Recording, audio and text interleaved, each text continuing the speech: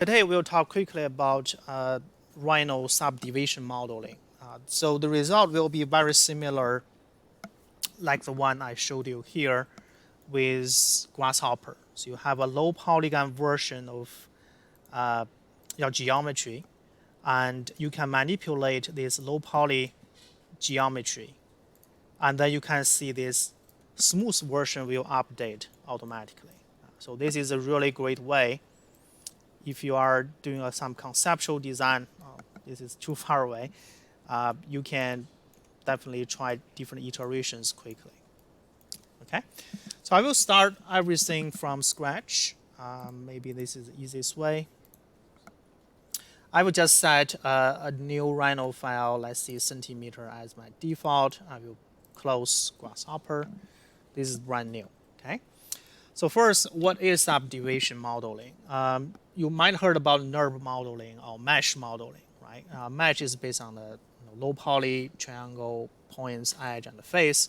NURB is based on the surface mathematical equations. So the subD is really something in between. So when you create a subD model, it creates two versions. One is the low resolution, very rigid, hard-edged geometry. Another one is a smoothed version. So give you an example. If I go to subD tools, I will go ahead and create a box, right? So here is the create subD box, and you have the default 2 by 2 by 2. So that means if I create a box, right, the division I can using the smooth display, a shaded display. The division is a 2 by 2, right? So that's a box. You might wonder why this looks smooth. Well, if I'm using the type key on the keyboard, I can switch between these two modes. So in the subdivision modeling, it always have two modes. One is a low res, one is smooth version. Okay, so this could be really, really handy. For example, if I, holding Control Shift, make a selection, right? I can select individual face, Control Shift. So now if I drag this face up, right, and if I do tab, you see this smooth version will update, right? So it's really, really easy. You can create a blobby shape just by Control Shift, pick up a face. Then you can drag this arrowhead to sculpt the geometry. Okay. For the new Rhino users, you have to know how to use Gumball, right? Gumball is this XYZ manipulator will show up. So if you don't have this, make sure you right-click Gumball. This tag at the bottom, you turn on Gumball, as well as align to objects. Usually I do this align to objects because if the object is tilted, right, the normal direction is not follow XYZ, you still have this perfect, movement. You can do this along the surface. So here, if I do tab, you can see this surface, this face is not aligned to XYZ, right? But if I hold in Control Shift, select, with this Gumball tool on, I'm able to drag it. So that's moving along this normal direction. Make sense? Right. So this is a subD model. And when you're using the Gumball tools, you can also see there is a tiny dot in the middle. This is actually really powerful in subD. This is called extrude, this tiny dot. So if I drag this tiny dot along this green, this blue color axis, instead of move this face, I'm actually extrude the face. Okay? So if I switch back to smooth version, you see, you got this kind of finger-like, right, shape. So if I do this again, extrude again, I can even, drag this box shape controller, I can make it smaller. If I drag this, rotation, I think the rotation ring allow you to change the rotation of this new face, right? And then I can drag this extrude dot one more time, right? You can actually create a pretty interesting shape quickly. You can also pick other face. For example, Control Shift, pick a new face. I can drag exactly the same way. I don't know, maybe I will do another one here. Control Shift, and I will drag the extrusion here. I will use Control Shift, drag this. I don't know, this doesn't look like a building, but you got a point, right? You can quickly manipulate the geometry just by extrude a new face. And tab to switch back to the low poly. Okay, so keep in mind, here I add a really quick notes on my lecture schedule. So Gamble, holding Control and Shift, you are able to select the component. You can also drag, Control Shift. So when you drag a selection window, see what happened? You can select whatever geometry is enclosed in the window, right? Holding Control Shift. So now if I move, I can move the whole thing, right? You can also drag window from the right to left. This means touch selection, exactly the same as whatever other 3D program. So whatever your window touched will be selected. If you drag from left to right, that means enclosed selection. So you have to enclose it in order to select. So this is the way you can select objects. You might also notice when you drag a selection window, you'll see the edges and the points are highlighted as well. So this is actually very, very similar like a mesh modeling. In subD, you have component called points, edge, and face, right? So that means if I'm not dragging the window, if I just holding Control Shift, click the edge, you can select the edge, right? Then you can manipulate this edge. You see that face will be actually, affected by this edge. I can do the same thing by Control Shift, click the point. So you can control individual point. Holding Tab, you'll see that point can impact the geometry. Okay. So the component selection is really, really useful. In the future, depends on your habits. If you really get used to only work on faces or only work on the points, you can set up the filter right here. I'm not going to demo today, but you have these filters you can lock into faces, lock into edges. Okay, but for me, usually I just holding Control Shift, right? I can select this directly. Okay, so that's a basic selection. Another really good trick I use subD is a double click.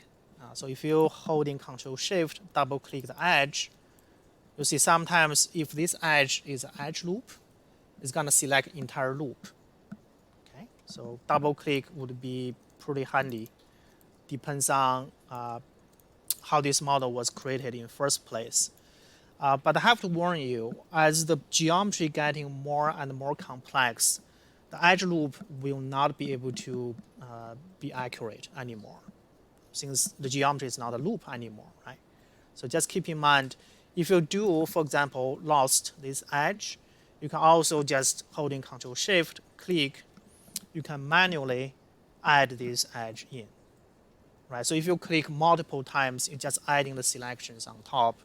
Eventually, you can do this edge loop manually. So once you have it, you can do manipulations. I can scale down, I can move them around. So this is how you can make a ring, right? An edge loop selection by double click. Just make sure you're holding Control Shift. Okay. This will be pretty easy to demo if I just create a box. Let's do a box again. This time when I do box, I will just do one by one, so it's easier. X is 1, Y is 1, Z is 1. Okay, so the division is 1, 1, 1. Okay, so this is the subD, really simple subD. Again, if I toggle, right, using the tab, you see the smooth version. So here, if I want to create a new edge, right, I can select, holding Control-Shift, double-click this edge. I think the edge loop sometimes doesn't work in this low poly version, but that's okay. I will show you. You can create this manually just by adding the new edges. So under the subD tag, you see there's quite a lot of tools. Maybe I will just go through them super quick. Later, you can check the help menu. The first group is just create different primitive geometries like cube, sphere, cone. You can figure it out by yourself. I want to talk quickly about these tools. Maybe start from the multi-pipe. Okay, multi-pipe first. So for example, if I have two curves, I will just do that really quick. So I have one curve here, do another curve, right? They intersect. I can select this curve and click multi-pipe, subdivision multi-pipe. The radius I will give 10 just to make it larger. You can see, enter. Make the cap, I can keep it as off because I don't need a cap. Then keep the smooth as 0. You should always pay attention to the command line. Right? So now you have this subdivision version. If I switch to tab, it's a smooth version. Right? You see the pipe tool in subdivision is really nice. It's really gonna consider the intersection of these two curves, right? You got this super smooth transition in between. If I using tab, you see this is the low polygon version. Right? That's really nice. You have this subdivision version of multi-pipe. Okay. So next thing I'm going to do is, once I have a subdivision, depends on what's your workflow. In some case, you do want to convert into a NURB, right? You can continue manipulate accurately. Or in some case, you want to convert into a mesh. So if you want to do like points, edges, Rhino really gave you this option. So if you select this subD model, there's a tool here in the toolbar called Convert Objects to NURB. You can basically translate the subD version into a NURB version. So if I click that, I'm just using the default settings. So now, if I move this subD away, you can see here is a NURB version of this multi-pipe. Okay, because the complexity of this form, it usually break this into multiple patches. So each patch is a NURB surface. Okay, so this is convert a subD model into NURB. You can also do this by convert subD into a mesh, right? A polygon mesh. So in Rhino, this is called a remesh, the quad remesh. Okay, quad remesh. So if I click that, it gives you ability to control how many quads you want to simulate this smooth subdivision. So it depends. If I give 1,000, just a random number, and click OK, you have this super smooth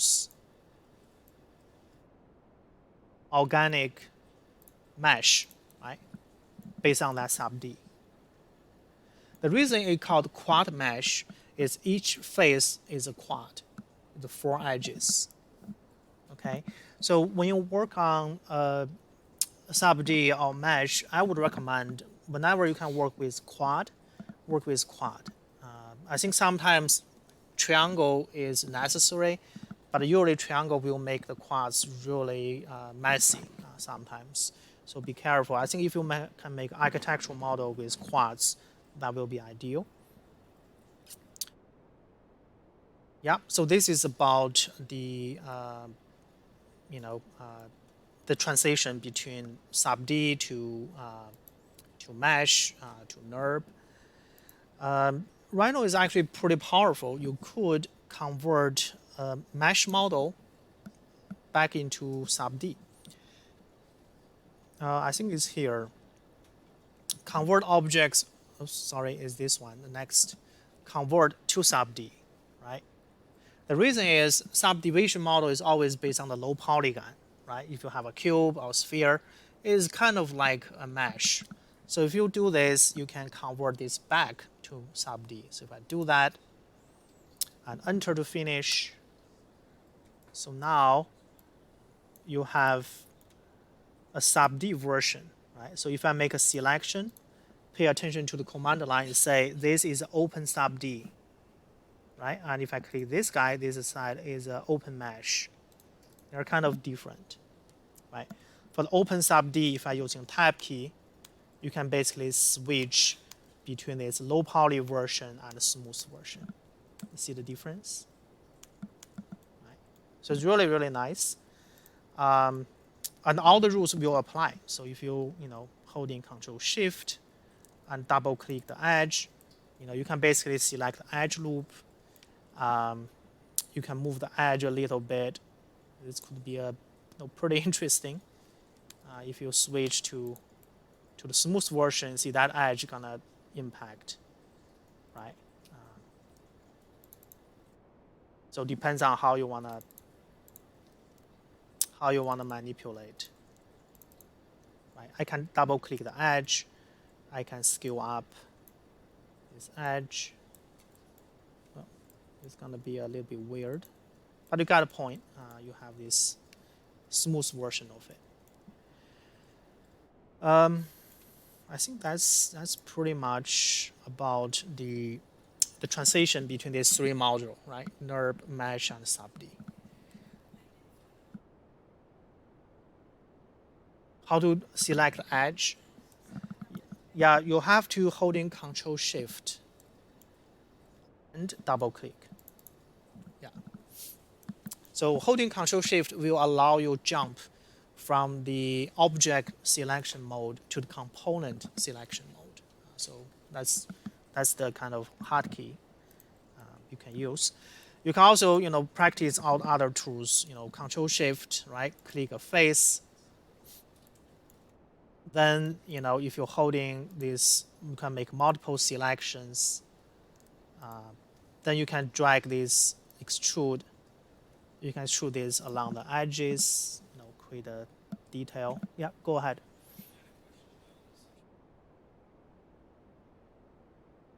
Yeah.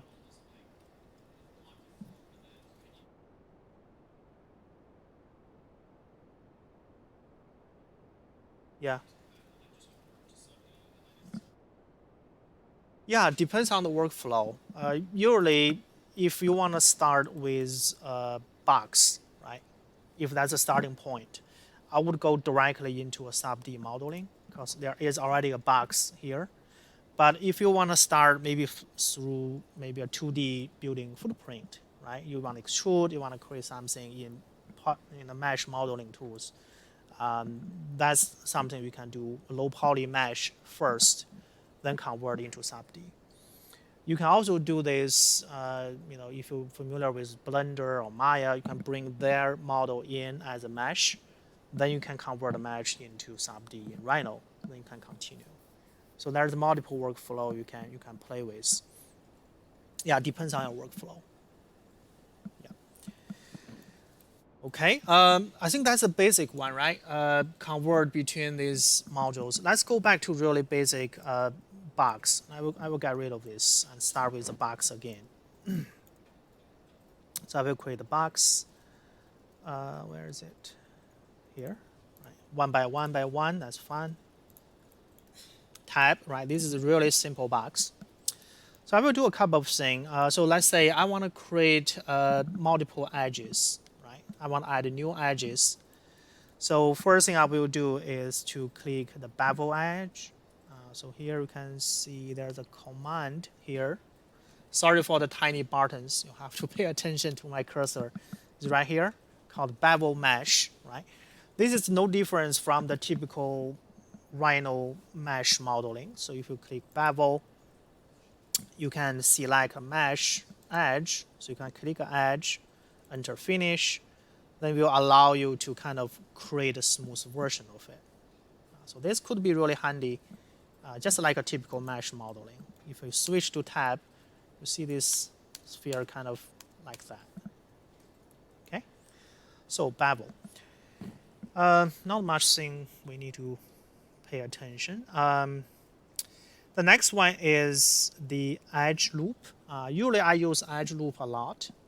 So if you click edge loop, pay attention to the command line, ask you to select edge, right? So if you double click, sometimes double click doesn't work, you have to manually click. You can create an edge and you enter. So now you are able to create a loop based on whatever the default loop is. So you can create a new loop right here.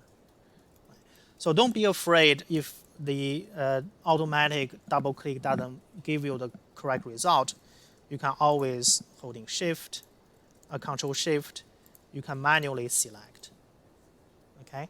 So for example, maybe this time I want to manually select just a few edges on this side. I will create edge loop.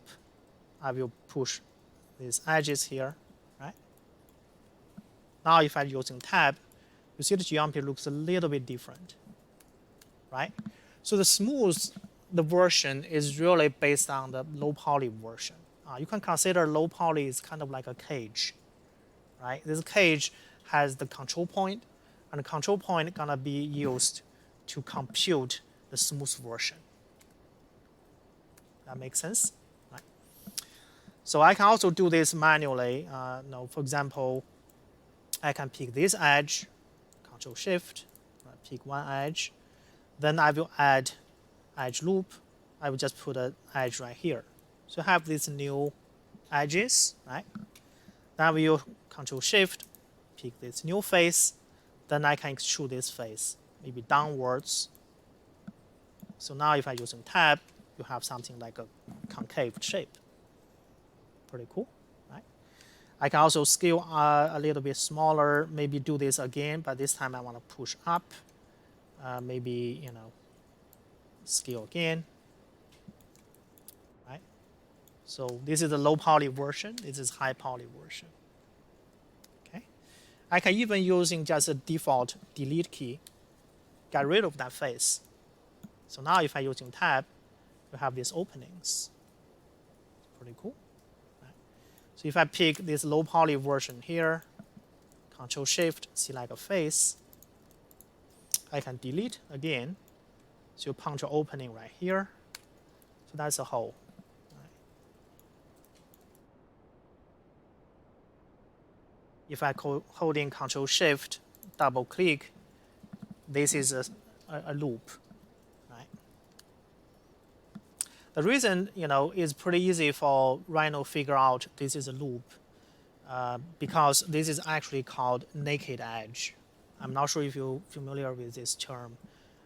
In a mesh modeling, if you have an edge enclosed, right, starting point meet with ending point, there's also no other edges connected on the opposite side.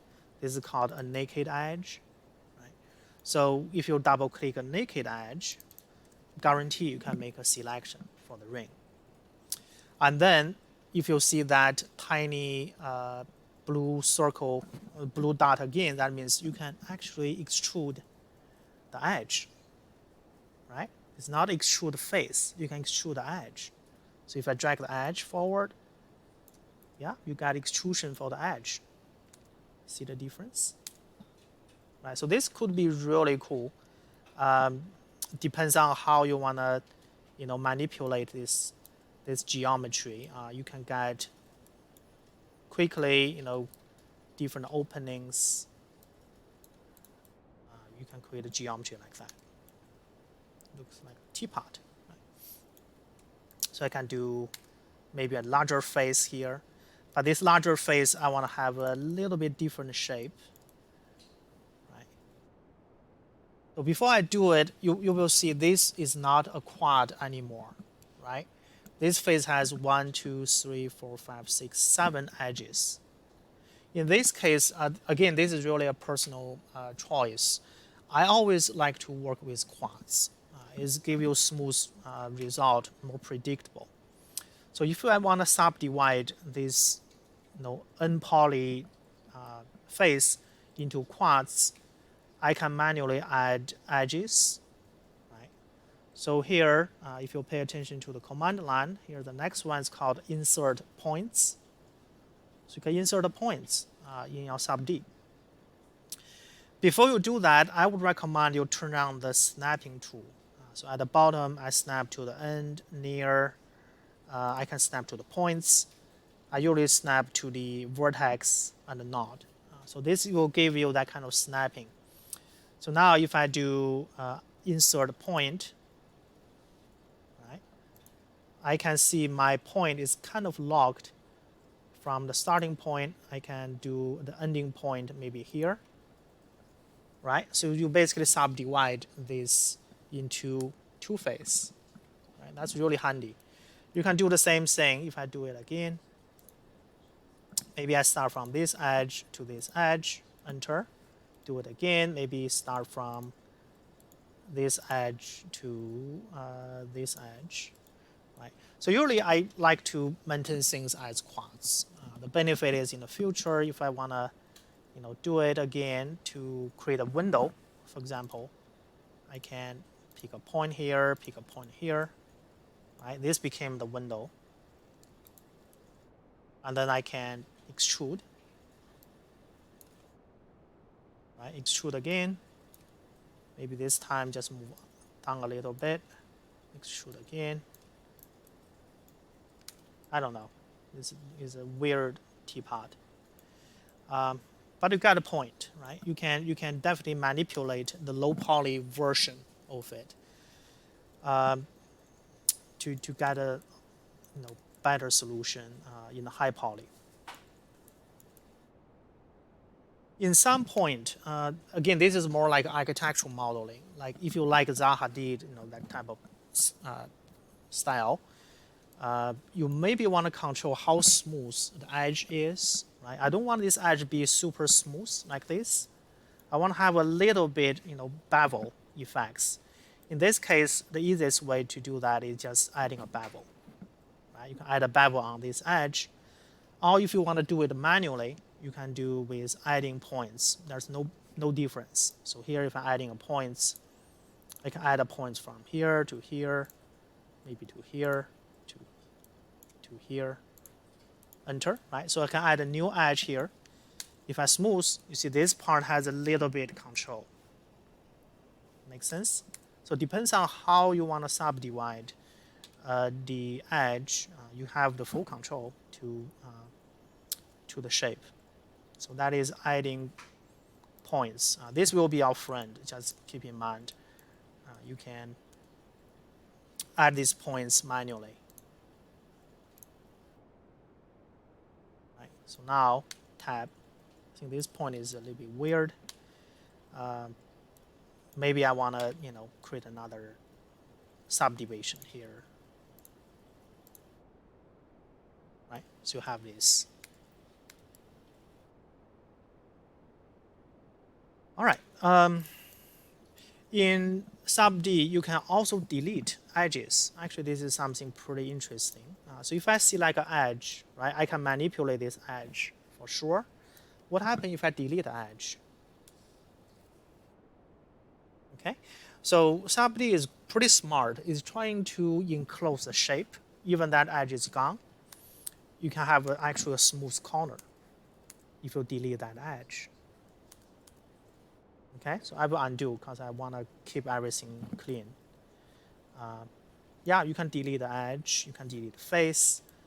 It's really straightforward. Okay, any questions so far for the component manipulation, edge, points, and face? Just keep in mind holding Control Shift, right? Window selection, you can move multiple geometries, components together. If I want this one be a little bit more, I can select all. I can, move them whole together. Can move up. You can move the points. So it's pretty flexible. I think maybe I want to delete. Well, I will keep this face. Okay. What else I want to say? So we covered gumball. We covered window selection, point, edge, and face. We covered a little bit about edge loop, right? Bevel as well. We covered how to do the extrude with gumball. Yeah, let's talk quickly about reflection. Reflection is very similar like a mirror. In architectural modeling, if you want something as symmetric, you can use reflection. This could be pretty handy. So for instance, I have this model switched to my top view here. Right? I will put it across the y-axis. So here, if I want to do reflection, I can click this reflect subdivision button, and then I can pick this subD model. Right? By default is x-y axis. I will just click y-axis. It's easier. You can pick which side you want to keep. So maybe I want to keep this this right side by default. Enter finish. You see Rhino is basically cut off the left side and create a reflection. Right? So this looks more like a furniture now, maybe. So this is called reflection. Reflection is different from mirror. The reason is if you actually holding Control Shift, select the face, right? If you move the face, you see what happened? It keeps the relationship between these two geometries. Right? So if you change half, the other half will be mirrored automatically. So that's a nice thing about reflection. When you create, for example, furniture or a character, in most cases is symmetric. So you can turn on this symmetric using reflection. If you want to turn off, just select it again, pick the whole object. I think you can turn off reflection symmetry by click this option. Okay. Then I think the symmetry is gone. So if I select again, you see there's no symmetry anymore. Okay. Yeah, so that's a reflection. Got rid of this face. What else?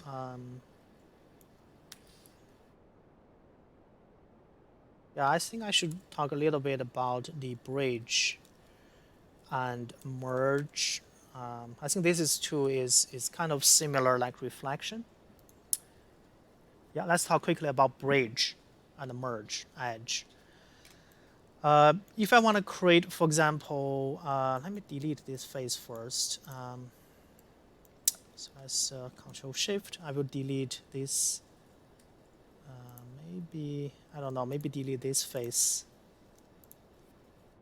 Okay, so I got rid of this face. And then I will mirror this, right? This is a Rhino command, nothing different. I will create a mirror.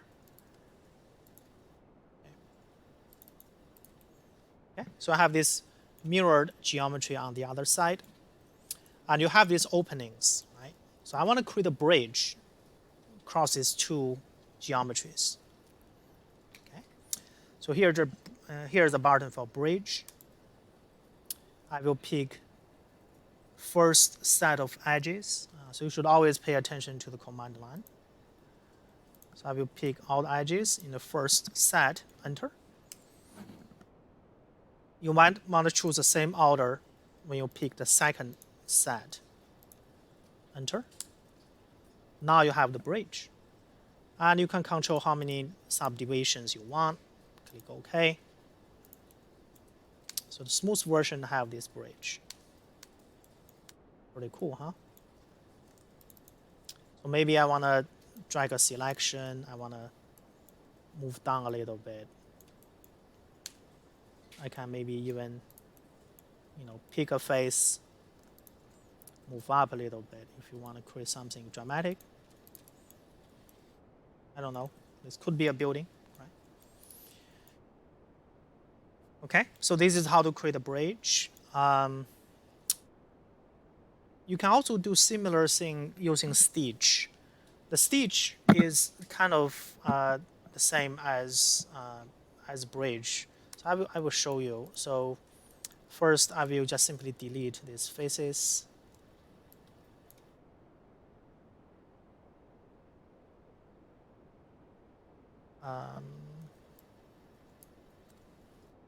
Okay, well, that's fine. I will keep this way. So I want to do a stitch, right? Let me just correct my words. This is not called a merge edge. That is in a Maya program. This is called stitch. Okay. So in stitch, if I pick this button, it will ask you what is the first vertex of set of edges to stitch. So I will do exactly the same thing. And enter. Oops, do it again. One. Actually, I don't have to create a loop. Let's do it again. So stitch. I will just pick the top. It's hard to pick the top. You have to be careful, right, when you pick the top edges. Right, this is the first edge. Enter finish. Then I pick the second edge. Enter finish. So now you create a stitch in between.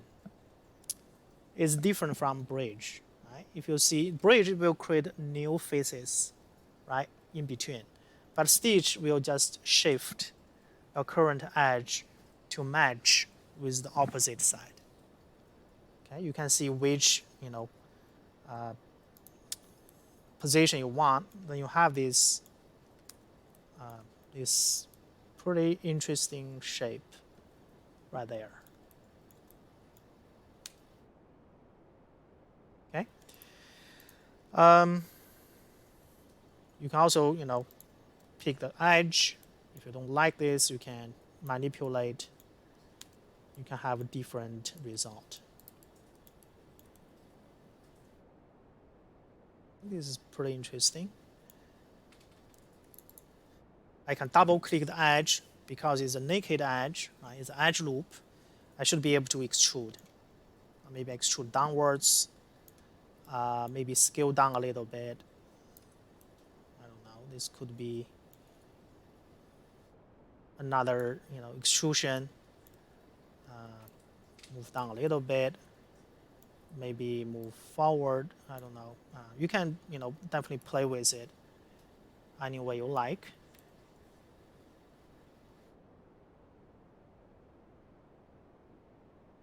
Okay, so this is a bridge and a stitch. Let's talk quickly about subdivision. I think this will be my last command to show you today. Subdivision, let me see, where is it?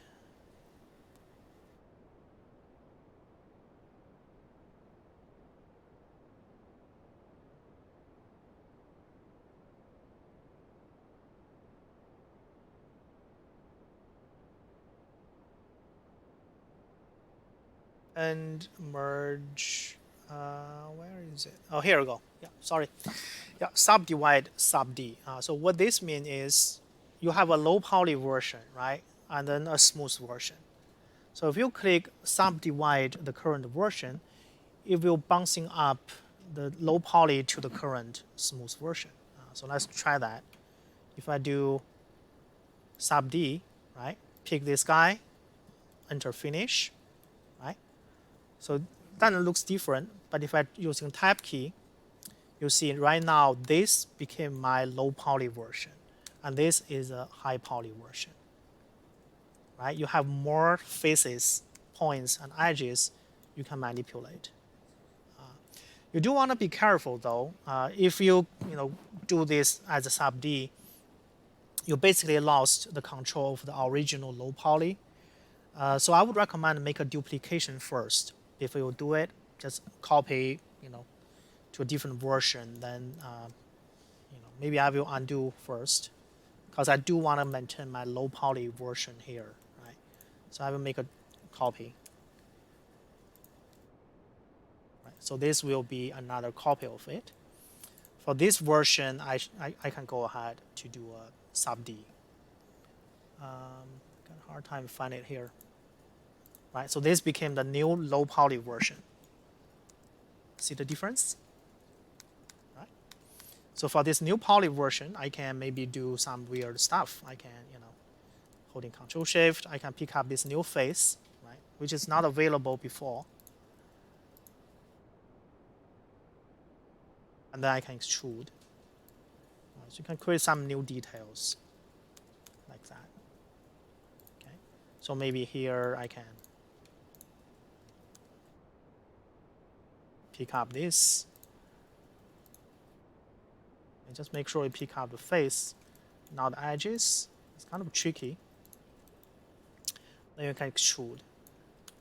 Right, so you have this new, extrude again, maybe move up and delete. I don't know, this could be some kind of tunnels, right, to another building. Any questions about subD? I think we probably talked too quick, right, with many different tools. But it's all there, right? So feel free to play with it. Some of them I didn't cover, but I think you guys could figure it out by yourself easily. So for example, you can merge face, you can fill the hole. This is actually pretty interesting. If I pick these objects, I can fill the hole.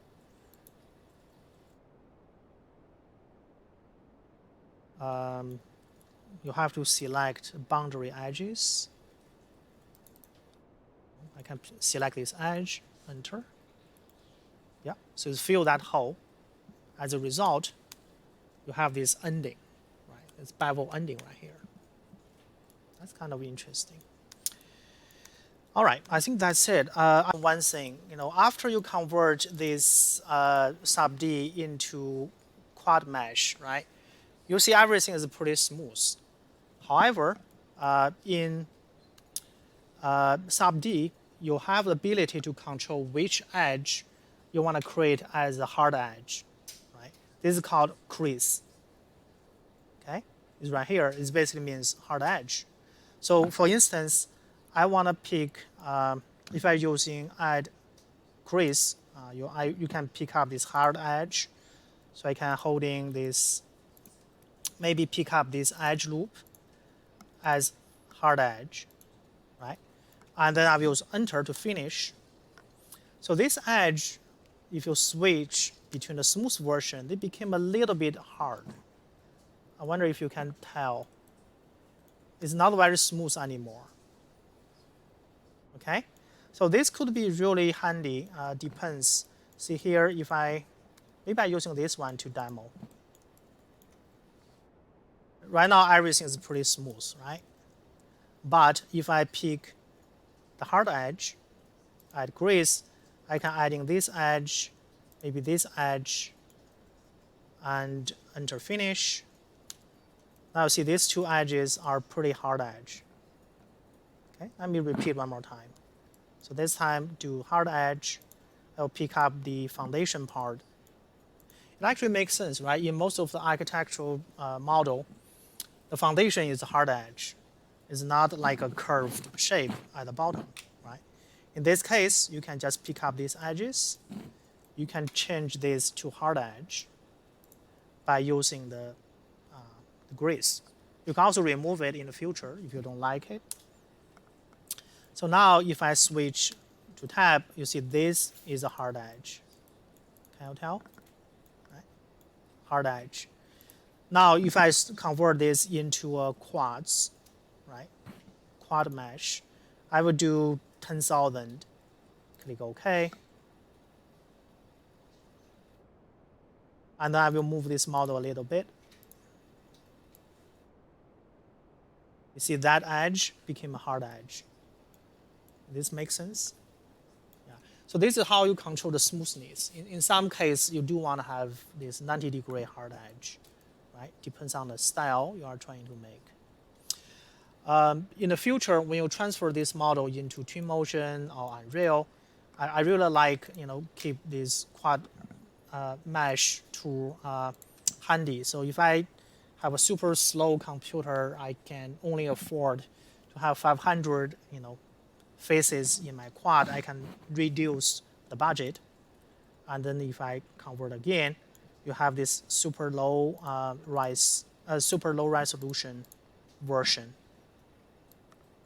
You can use. In some case, this low resolution mesh could be a collision objects.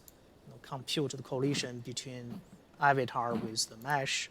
So this could be a better solution for collision detection. Okay, I think that's